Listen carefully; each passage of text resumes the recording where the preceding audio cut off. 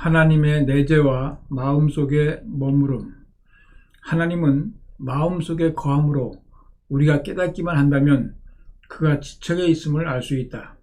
성서에서 엘리야의 계시에 나타난 하나님의 임재는 어마어마한 지진이나 폭풍을 몰고 나타나는 것이 아니라 조용하고 작은 목소리로 나타났다. 우리는 믿음과 겸손을 통해 우리 안에 계신 하나님의 임재를 감지할 수 있다. 대부분의 사람들이 하나님의 현존함에 귀먹고 눈먼 상태로 있다 할지라도 하나님은 우리 모두의 주변에 가까이 머물고 있다. 아브라함의 종교 전통에서 하나님의 현현은 순수 영혼의 자기 구현으로 귀결된다고 할 수 없지만 동양의 종교 전통에서는 일관되게 신성의 내재성 개념을 가르친다. 수피들은 꿀 안에 나오는 등불의 비유를 몸에 비추는 빛으로서 마음속에 나타난 하나님의 임재로 해석한다. 힌두교에서 신성의 내재는 존재론적이다. 즉 궁극적 실제는 자아, 곧 아트만이다. 불교에서 신성의 내재는 열애 또는 불성이라 불리는 참된 내재적 본질을 마음에 의해서 실현하는 것이다. 그러나 이러한 내재성 개념은 결코 이기심에 의해 가려지고 미혹된 자아의 개별 영혼과 하나님을 동일한 것으로 취급하지 않는다. 내재적인 하나님의 완전한 구현은 하나의 가능성이며 이상이다. 그것은 우리의 인간들에게 준 존재의 목적이기 때문이다.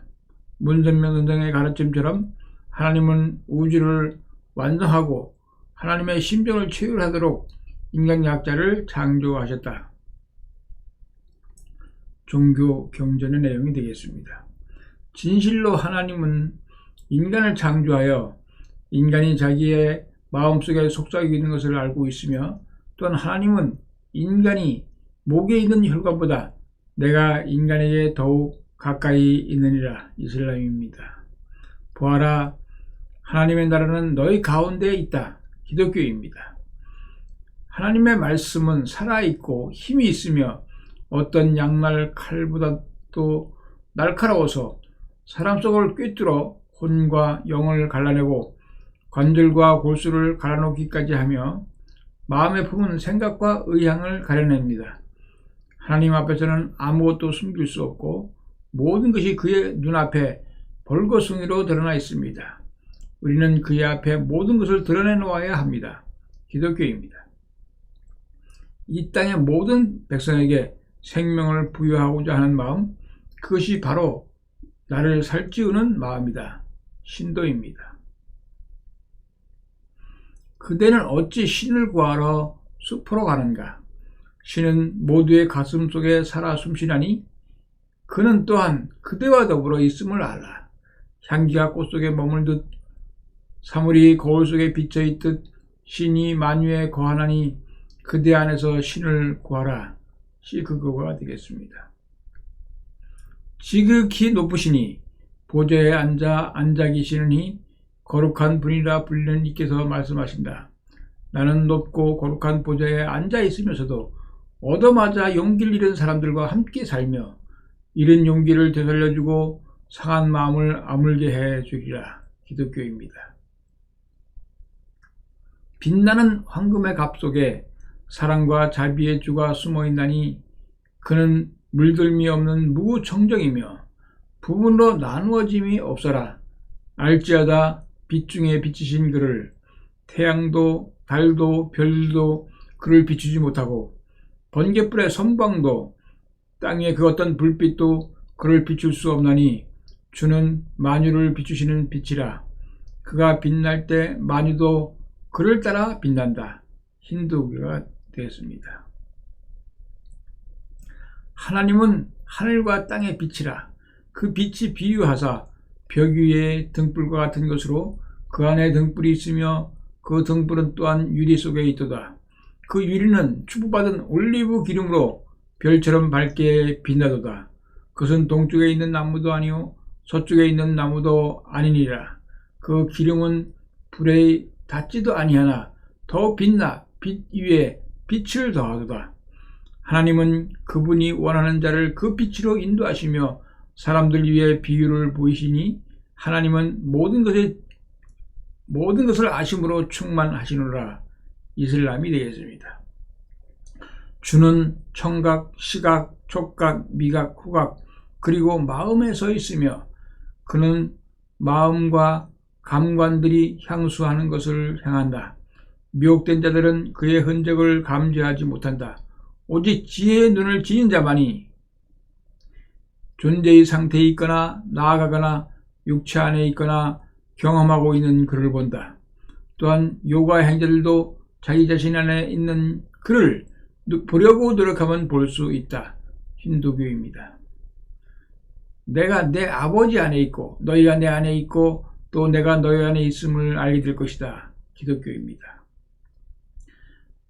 대매가 마조에게 물었다. 부처란 무엇입니까? 마조가 답했다. 바로 이 마음이 부처이니라. 불교가 되겠습니다. 마음의 본바탕 속에 부처 트리카야가 있으며 트리카야의 삼신이 있으며 이들은 누구에게나 있다. 마음이 미혹되어 험한 외부 사물을 따라 수고로이 움직이는 까닭에 스스로 자신의 내면한 본질을 알지 못하고 따라서 그 자신 속에 있는 삼신을 깨닫지 못하여 그들이 외부에서 구해주는 줄로 그릇되게 믿고 있다. 마음의 본바탕에 현현인 삼신을 그대의 내면에서 찾으라. 바깥에서 이들을 구하려 하지 말라. 불교가 되겠습니다. 하나님께서 엘리야에게 말씀하셨다. 앞으로 나가서 여호와 앞에 있는 산 위에 서 있거라. 그리고 여호와께서 지나가시는데 크고 강한 바람 한 줄기가 있어 산을 뒤흔들고 여호와 앞에 있는 바위를 산산조각 내었다. 그러나 여호와께서는 바람 가운데 계시지 않았다. 바람이 지나간 다음에 지진이 일어났다. 그러나 여호와께서는 지진 가운데도 계시지 않았다. 지진 다음에 불이 일어났다. 그러나 여호와께서는 불길 가운데도 계시지 않았다. 불길이 지나간 다음 조용하고 여린 소리가 들려왔다. 기독교입니다. 말씀 전집에 대한 내용이 되겠습니다. 하나님은 어디 계시느냐? 영계에 있는 것이 아니고 우리의 마음, 그 중심에 계시다는 것입니다. 하나님은 관념적 하나님이 아니라 내 생활권 안에 살아계시는 피부로 느끼는 하나님인 것입니다. 본인은 하나님의 맥박을 듣고 삽니다. 하나님과 호흡을 같이 하며 하나님의 체온을 느끼며 살고 있습니다. 본인은 하나님의 심정을 알고 그 심정 속에 인류를 타락으로 잃어버린 슬픔이 꽉 차 있는 것을 알고 냇물 같은 눈물을 흘린 사람입니다. 밥 먹는 것을 잊어버리고 잠자는 것을 잊어버리면서 아버지에 대한 그리움을 가지고 아버지 하게 되면 아버지가 보이지 않아도 아버지 손이 잡힙니다. 그런 일이 있습니다. 꿈 같은 사실이 벌어진다는 것입니다. 아버지 하면 아버지 품에 안깁니다. 이러한 체질적 감정을 어떻게 체득하느냐 하는 것은 신앙생활에서 무엇보다도 귀하다는 것을 알아야 됩니다. 사랑의 감정을 가졌다면 어디를 가든 내가 이것을 해야 된다 할 때 하늘이 이어 같이 해 주시옵소서 하기 전에 벌써 하나님은 같이 하고 있는 것입니다. 그런 것을 느끼게 될 때 고마우신 하나님 하게 되는 것입니다. 하나님은 어떻게 살아가느냐 할 때 그 답변하기 곤란하지요. 하나님은 무형이시기 때문에 어디든지 통할 수 있다는 걸 알아야 됩니다. 그래서 아시의 눈 속에 들어가고 어디든지 안 가는 데가 없다는 것입니다. 다 통한다는 것입니다. 그러면 하나님은 어디서 사느냐? 하나님의 집이 어디냐? 하나님이 사는 집이 어디냐 하면 우리 마음의 한복판입니다. 남자의 마음에는 하나님의 남성적 심정이 머무르고 여자의 마음에는 여성적 심정이 들어가 산다는 것입니다. 오늘날 많은 기독교 신자들은 하나님은 유일무이하신 분이요 절대적인 분이요 창조주요 신성자체로서 지구원 자리에 계시기 때문에 인간 즉 피조물과 창조주는 관계를 가질 수 없다고 봅니다. 피조물은 속된 것이고 창조주는 절대적이며 신성한 분이라고 봅니다. 그러나 사랑의 개념을 용인받고 볼 때 아무리 지고 지선하신 하나님이요 아무리 저속한 피조물이라 할지라도 사랑의 관계를 맺기 위해서는 인격적인 내용이 같아야 됩니다. 심정적 내용이 같아야 됩니다. 즉 인격을 갖춘 사람과 성품이 같아야 된다는 것입니다. 우리가 몸담고 있는 우주는 신비에 쌓여 있습니다. 그 크기가 210억 광년이나 되는 대우주입니다. 최고의 보밀인 하나님을 어디에 모셔 두겠는가를 자문할 때 우리의 마음보다 더 안전하고 편안하게 모실 수 있는 곳이 없다는 것입니다.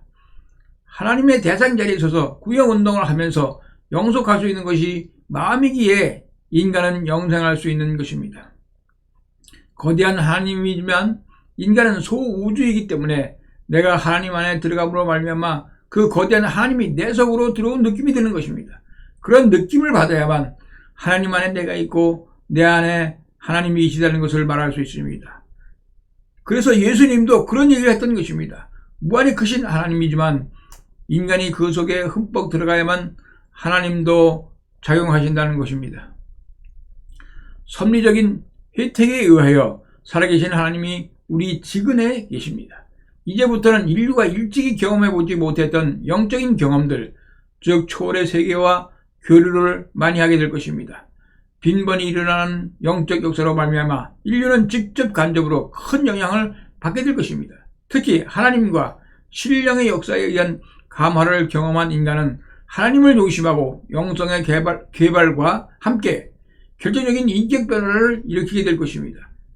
이렇게 천도에 합당한 인격으로 바뀐 자가 하나님께서 소망하셨던 참사랑입니다. 아버님께서는 먼 상대의 세계에 계신 것이 아니었습니다. 우리의 마음 가운데 계시고 우리의 몸을 에워싸고 계셨사옵니다. 우리 주위에 공기가 있어도 있는지 없는지 모르는 것처럼 아버지께서 저희들의 생애 전체를 덮고 계시지만 알지 못했다는 것을 저희들이 깨달아야 되겠습니다. 저희들을 둘러싸고 있는 그 힘을 받을 때 무한한 힘이 거기에 동하는 것이요, 그 힘을 흡수하게 될 때 영원한 힘으로써 저희들에게 새로운 충격과 새로운 자극을 주심을 아옵니다. 예, 구독, 좋아요, 알람 설정 감사합니다. 구독, 좋아요 무료입니다. 공짜입니다. 알람 설정은 여러분이 에게 도움이 되는 내용입니다. 제 영상이 올라갈 때 여러분에게 알려주는 내용이 알람 설정이 되겠습니다. 대단히 감사합니다. 다음 시간에 뵙도록 하겠습니다.